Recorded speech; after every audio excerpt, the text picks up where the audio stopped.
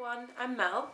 I will be joining the Keep Your Head Healthy team as a spiritual mentor, where I will be sharing with you some of the tools and techniques that I learned in my own personal journey with the hopes that they'll be able to help you too. Last year, I went through a crisis of some sort, where I decided that the current level of noise in my life was just a bit too much, and that I had to shift my life into a different direction. But let me back it up a little bit. I was working in a advertising agency, and I went from being the marketing intern to event manager. In that time, I developed an internship program where I mentored young professionals, and I also worked some of the office management areas. Now, I felt very respected in my job, and I enjoyed my time overall there. I was financially stable, I had a lot of social gatherings, and my schedule was pretty busy. But I wasn't happy, and I didn't know why at first. I knew that I was working in the confines of a system that valued speed and efficiency and results above self-care and mental health.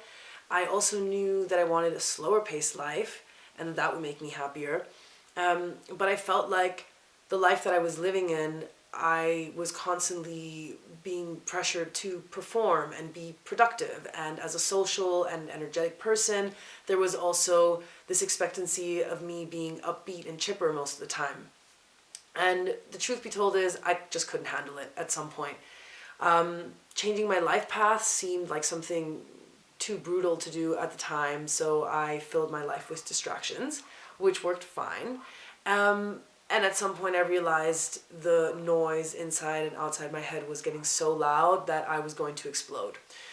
So I took a drastic decision. I quit my job and I moved to a different flat, creating a blank slate.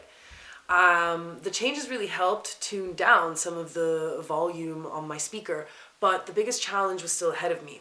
I had to learn to cope with my issues and my emotions in a healthier way. So while the first few months of my unemployment had been very fun and socially engaging and full of activities, I quickly discovered that I was still unable to hear what I really wanted for my life, even though I wasn't in my job anymore and I had changed departments. So, looking for a bit of guidance and other people who were feeling the same way, I decided to attend a spiritual festival. And this was the first time that I'd ever gone to one. It really was life-changing for me. I was exposed to a set of tools and techniques and wisdom that I was unaware of up until that point. And as a journalist, my natural instinct was to question everything and to be skeptical about how this all worked. But I experienced such a deep emotional connection with myself in that place that I knew there was something more to it and something that I could take home. So 2 weeks later, I went to my first guided meditation with a spiritual teacher, and I decided that I was going to integrate this every day into my life for 20 minutes. Now, I had never meditated before, and so of course at first it seemed impossibly awkward.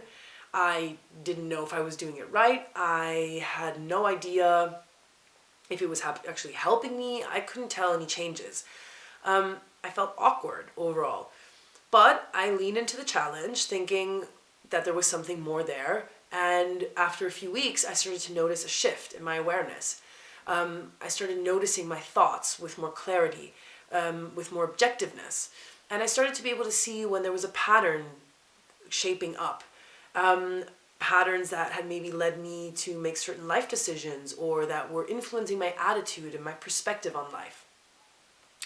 As I wanted to be in silence and explore this connection with myself further, I began a sort of social isolation in the sense of retreating myself from gatherings and really taking time to be on my own and to integrate certain activities in a therapeutic way, such as cooking and walking, yoga, home care, and self-care. I had a lot less money to spend because I was unemployed, but a lot more time on my hands. So I started becoming more resourceful. I started also consuming my Netflix content in a different way, choosing things that would inspire me instead of numb me out or just distract me. And I really connected with nature in a different way, finding a sense of serenity in it.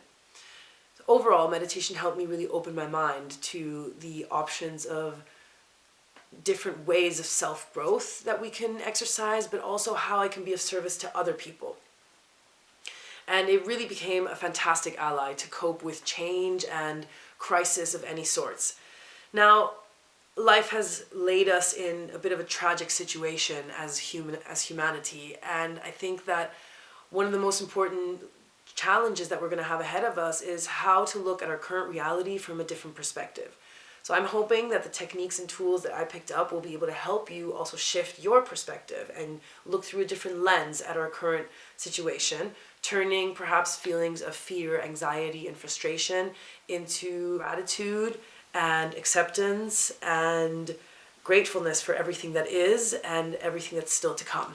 So I hope I'll be able to help you and that you will tune into my meditations, and yeah, take care.